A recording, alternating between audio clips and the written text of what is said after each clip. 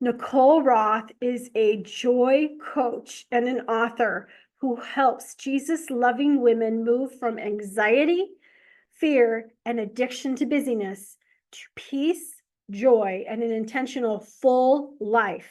That's FULL, a full life. They're one joyful, joy, FULL, life. They're one joyful life. Welcome, Nicole. Welcome to the BRI Talks stage. We're so happy to have you with us. Thank you so much. I am so honored to be here. And I'm so glad I've watched all these. They're incredible, incredible, incredible. Thank you so much. Breaking the bondage to busy. If the devil can't make you bad, he'll make you busy. Corey Ten Boom. Ask most anyone how they're doing these days, and the answer will usually include some form of busy. Staying busy, busy, busy, busy. We're so busy. Okay, we're going to have an engaging time in the chat here. Fess up, no condemnation. Who has either spoken these words or at least you've heard them? We all have. These phrases are often said with an air of importance, as if those who are not busy are not really living, or not totally aware of the culture that we find ourselves in. It would be one thing if it was just the world who is seemingly trying to find their importance, value, and worth in their busyness, but unfortunately, BUSY, also known as being under Satan's yoke, is alive and well in the church today. Given both the array of opportunities to serve in ministry, plus the enemy's specialty in deceiving us with what may be good versus what is from God, we can see why it's easier than ever to fill our plates to burgeoning, leaving us weary and worn out, wondering where things went wrong. So why am I talking about this? I used to be one of those addicted to busy individuals, and I wore my busy as a badge of honor, as Brene Brown likes to say. It made me feel a sense of value and importance, yet it was all a lie. I see now the destruction, the dizzying pace it produced, and all the poor fruit. Anxiety, frustration, impatience, discontentment, just to name a few. I was the poster child for busy and type A behavior. Yet I trudged on, pasting on a weak smile, not knowing how to live any other way. So how did I move out of this addiction to busy to removing the word completely from my vocabulary when referring to my schedule or to my life? Well, it was a humiliating, bring me to my knees situation many years ago that the Lord used mightily to bring about much needed change. He had been whispering, cease striving. And I knew faintly that the pace I was moving at was unhealthy and unsustainable. But that didn't keep me from continuing to wear myself to the bone, running on that hamster wheel, determined to do it all, do it well, and never let them see me sweat. It was a warm spring day when everything changed for me. We were attending the symphony with the homeschool program that I led, and one of the members asked if she could speak with me. I didn't have any guard up because I had only received accolades and praise for this group. If I had found most of my value and identity in my extremely busy schedule, the rest of it came through this title that I held as the director of this group. I ate up all the accolades and it puffed me up in pride and self-importance.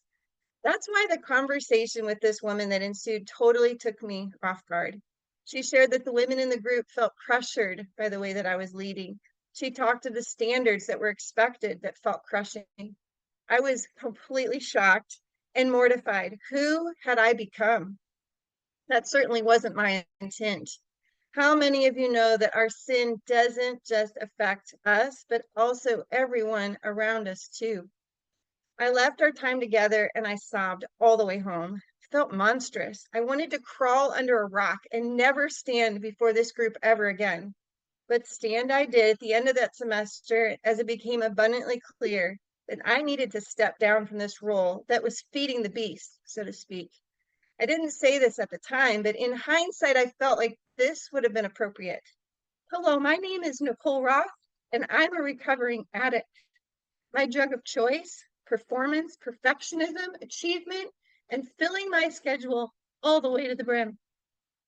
I announced my decision to step down to find a different way of life. I shared that I had no idea how to live any other way, as that's always what I had been doing.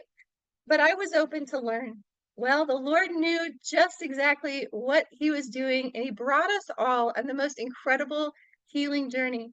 I learned to live love, as Lisa Tursker says, and to live led by love instead of being hard on myself and driven by fear and anxiety. I learned to rest and to even crave rest when I had gotten off my new healthy trajectory. Here's a journal entry from many years ago.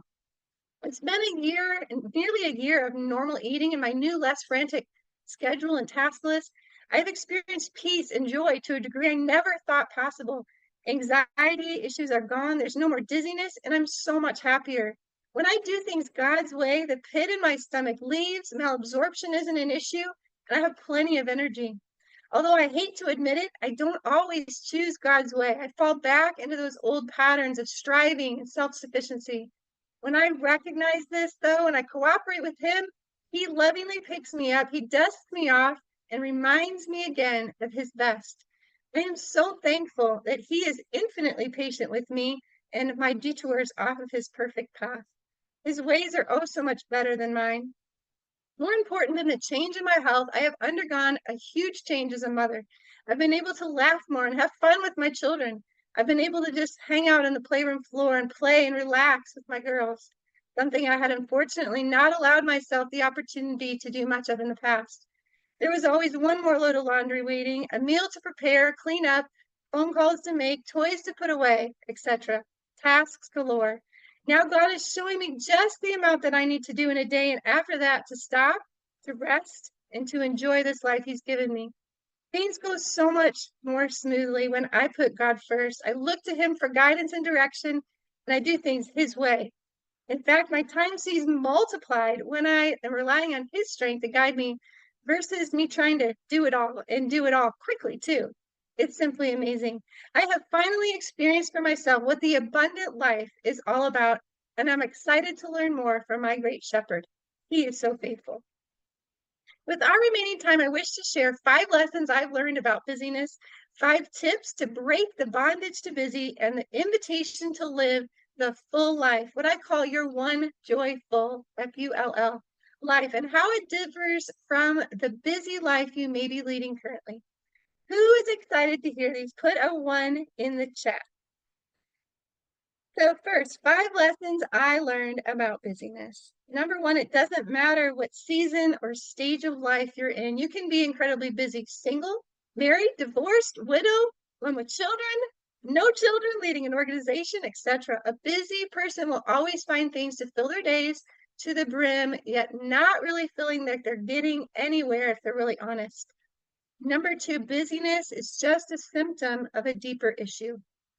This may include not truly being loved by God, feeling insecure, or experiencing thoughts of unworthiness. We have got to get down to the roots in order to deal and have a change in our behavior follow. Number 3, busyness leads us away from connection and intimacy with God. As I sought my own healing, I saw just how disconnected I really was and how much I needed to close that gap.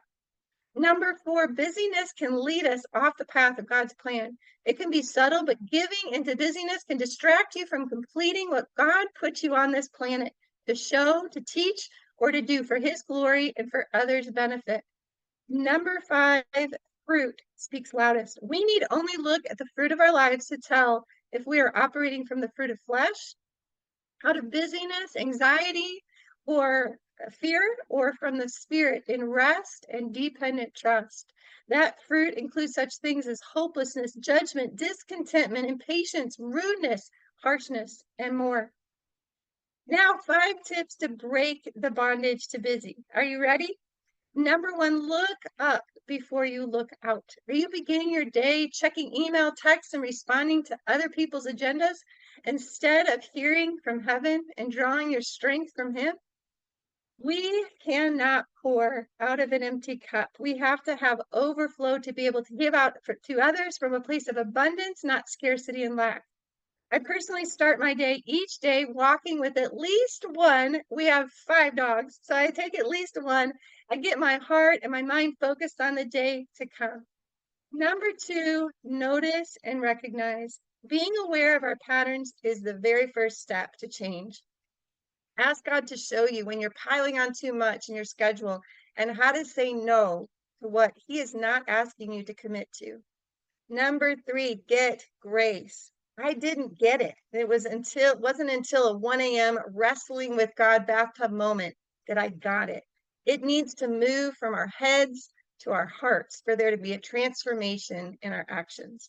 When we operate by God's grace for the things that He's called us to do, it is truly remarkable what can be accomplished versus our own meager efforts. Number four, bring back the lonely places. Jesus is said to have gone to lonely places. We need time to get alone, to be quiet, to be still, and preferably to be in nature to do so. These times of refreshing and recalibration help us to put things in perspective and live from a place of rest, not hurry or drivenness. Number five, redesign your life. John 10:10 says the thief comes only to steal and kill and destroy. I have come that they may have life and have it to the full. Create with God your one joyful life, not busy, with time for relationships, rest, and recreation. Create a life that you cannot wait to wake up to. Finally, I'm going to leave you with 10 differences between the full, abundant life Jesus offers and the busy life that the enemy serves us. A busy life is haphazard. A full life is intentional. A busy life is focused on people pleasing. Full life is purpose focused. In a busy life, you rarely or never say no. In a full life, no is common to protect the purpose and the vision that He has given for you to carry out. In a busy life, you might say yes to every opportunity that comes your way. In a full life, you talk to God about your schedule and each opportunity as it arises, and then you decide accordingly. In a busy life, the attitude is, I can do it all. In a full life, you recognize you have human limitations and boundaries need to be set in your time to avoid burnout or exhaustion. The nervous system of a busy person is frazzled and exhausted. And the nervous system of someone living a full life is calm and content. Is it in a busy life? There's no margin, no white space of time that's not filled. Yet in a full life, there's plenty of margin for God to take you on a detour if He wants to. A busy life is people focused, it's God focused. And finally, a busy life doesn't acknowledge how their choices are affecting those around them. But someone living a full life knows my actions affect others, and I need to make choices wisely as a result. In summary, I hope you will choose to live a full, abundant life led by love instead of a busy life driven by fear or anxiety. It's oh so much better. If you want help with this, I specialize in helping women of faith move from operating from fear and anxiety, addicted to busyness, to living from peace, joy, and rest, true rest. If you want to download my free resource, I will drop the link in the chat below, but it's NicoleRoth.com/joyfull, FULL. Thank you so much.